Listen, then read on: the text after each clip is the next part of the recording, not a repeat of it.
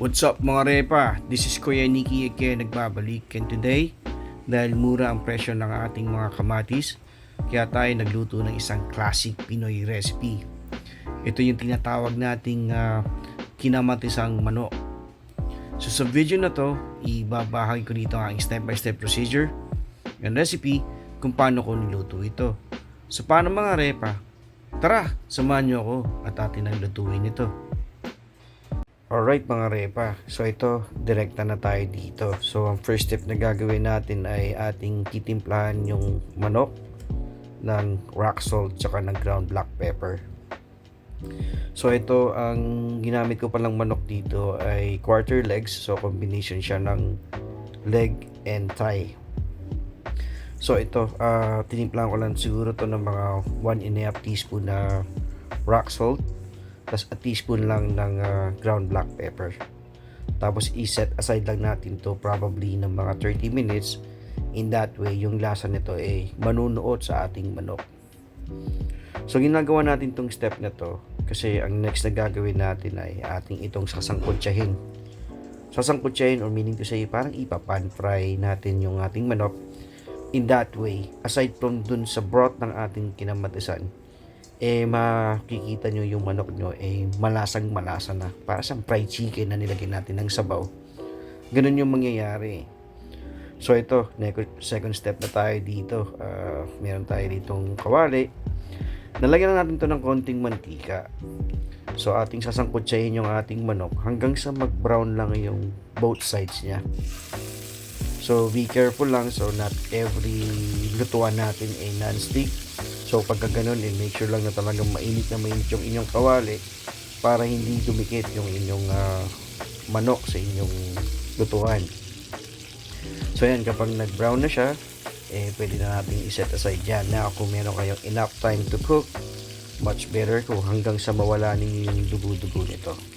Masasabi ko sa inyo, pag niluto nyo ito at ginawa nyo muna tong step na to, talaga ang sarap nito mga repa.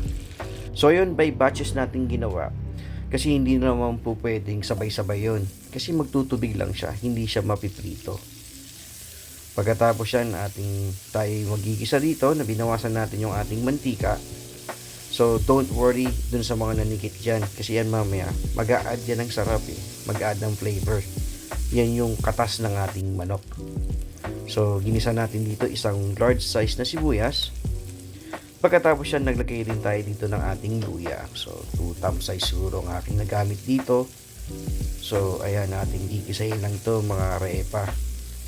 So kapag nakita nyo na yung inyong puting sibuyas ay parang nalanta at pumutok na yung amoy ng inyong luya, yun na yung tamang oras para isalin nyo na yung inyong naglagay pala tayo dito ng bawang.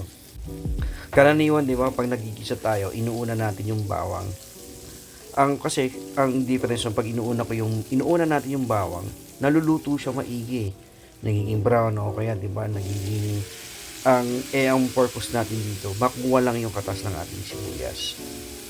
So ito, sinalin na rin natin dito yung ating kamatis. Sa kamatis, gumamit ako siguro dito ng mga malalaki kasi ito So gumamit ako ng mga 6-7 piraso. So kung malilit ang inyong kamatis, maganda mga 8 hanggang 10. So ating itong gigisahin hanggang sa parang medyo nadudurog na yung ating kamatis. So mapapansin nyo yung nanikit na balat ng ating manok, unting-unting natatanggal yan dun sa ating pinag-anuan ng kamatis. So ating itong tinakban. Lagyan nyo ng kunting tubig kapag hindi siya nagkatas. So siguro lang yun, mga 2 kutsara. Pasayanin lang siyang kumulo. Pagkatapos yan, yung ating sinangkot siyang manok, ating isalin dito at ating gigisahin to further. Masasabi ko sa inyo, pag niluto nyo to, bata, matanda, talagang magugustuhan itong lutong ito.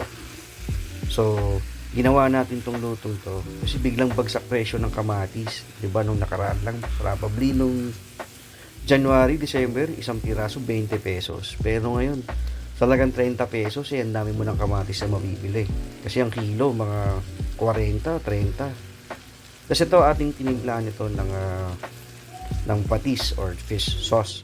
So So nilagyan ko siya ng mga 2 kutsara mga repa. So ating itong tatakpan, tapos medyo hininaan ko yung apoy dito. So low to medium para talagang slowly naluluto at nalalabas yung katas ng ating manok dito. So ito yung 2 anak ko, yung 10 taon, tsaka yung 10 months old na baby, nagustuhan. Ito rin ang pinakain ko sa kanila. Kasi ito, hinaluan ko siya ng tubig. Sa tubig, probably, naghalo ako dito ng mga between 6 to 8 cups to eh. So, ayan. Masabaw siya mga repa. So, para siyang tinola na walang sayote at saka walang ano man tawag dito, mga daon ng sili. Ito ang nilagay kasi natin dito. Naglagay tayo ng kamatis. Sabi ko nga, medyo comforting talaga yung lasa. Masarap siya mga repa eh. So ayan, lulutuin natin to. Ang usual time ng pagluto ng manok, mga 15 to 20 minutes. So pag maluto na yun yung manok, isalin nyo na dito. Naglagay ako dito ng patatas, tsaka ng carrots. Tapos para madali natin yung umamitis, kaya naglagay ako dito ng isang chicken nor cube. So lulutuin lang natin to sa loob siguro ng mga 3 minuto or hanggang sa pag natusok nyo na siya ng tinidor.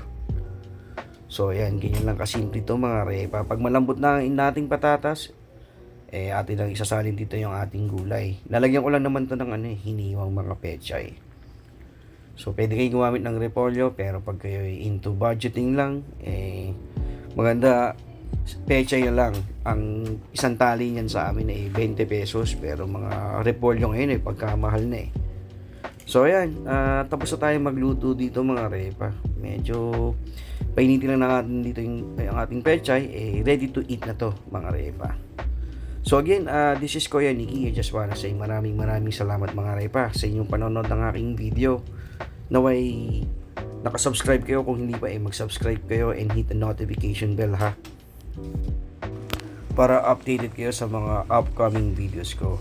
So baka pwede rin kayo mag-like, share, and comment na rin. So thank you again mga repa.